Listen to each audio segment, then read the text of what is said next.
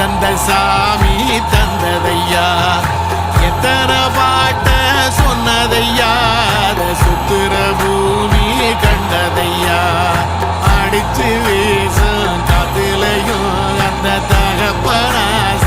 சுத்துதையா பிடிச்சு பூக்கும் விதையிலும் ஒரு வம்சத்து கதையே